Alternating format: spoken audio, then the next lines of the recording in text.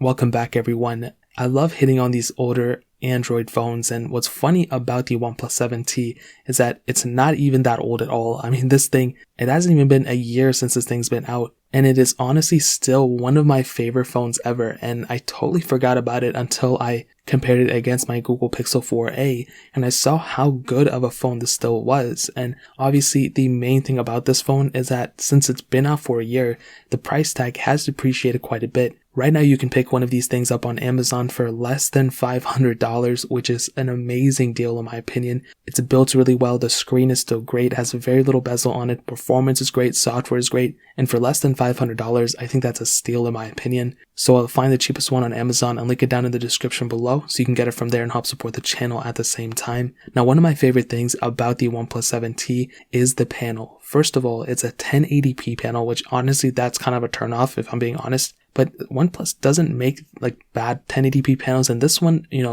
has a really good feature of having that 90Hz refresh rate, which kind of makes up for it in my opinion. I think I would rather have a 1080p panel with 90Hz refresh rate than a 1440p panel with, the standard 60Hz. I think that's just something that I thought of in my head. I don't even know if that's 100% accurate, but honestly, those kind of equal out, and I'd rather have the 90Hz in my opinion. And it's a 6.55-inch Fluid AMOLED display. It looks great, very little bezel around it, and with that teardrop display, I mean, it looks really, really good. There's really not too much to hate on it. So for sure, the panel is one of my favorite things about it, and just the overall feeling in the hand, it feels like a very, very good premium flagship phone. And even compared to something like the Samsung Galaxy Note 20 that just came out and it's costing $1,000 right now, this phone, the OnePlus 7T, feels more premium than that phone, which is a mind-boggling thing. I don't know what Samsung was thinking. They usually make really good phones, but they dropped the ball this year. The OnePlus 7T really speaks volumes in the way it was built, and for the price that you're paying for it, it's an extremely good deal in my opinion.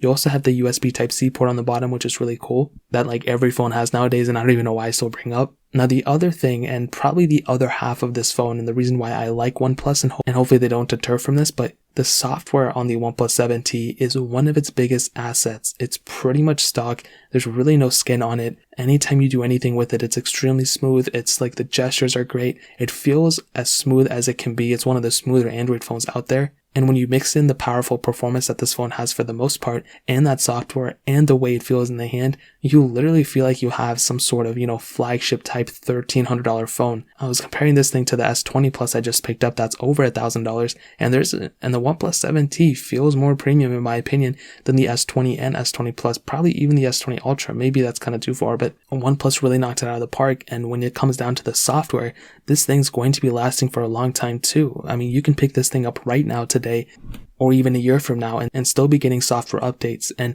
that's one of the biggest advantages for these specific phones.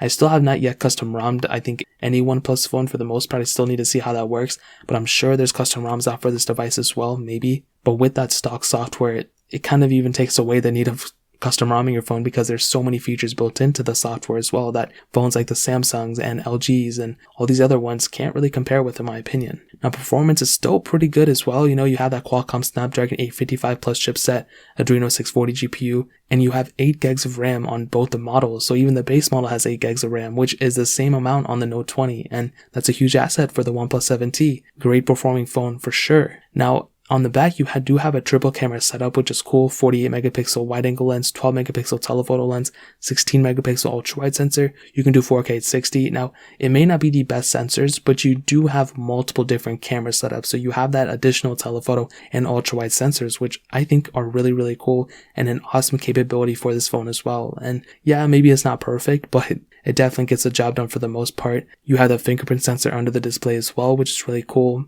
You have a pretty decent battery life. It's definitely not the best, but it's good enough for the most part. And I think honestly, the OnePlus 7T is a tremendous phone. If you have to pick up a phone anytime from now until maybe like 2021, the OnePlus 7T is definitely one of the better price value phones out there. It's easily accessible. It's great software, great hardware. And I think for the most part, if you're looking for a phone and you have about $500 to spend, the OnePlus 7T, I think, is one of the better phones out there. So that's really pretty much it. If you guys have any other questions or anything, let me know in the comment section below. Hit the like button, that means so much, but definitely hit that subscribe button. Every single subscriber that we get really does count, so it means so much if you guys could hit that. Also, check out the other links down in the description as well.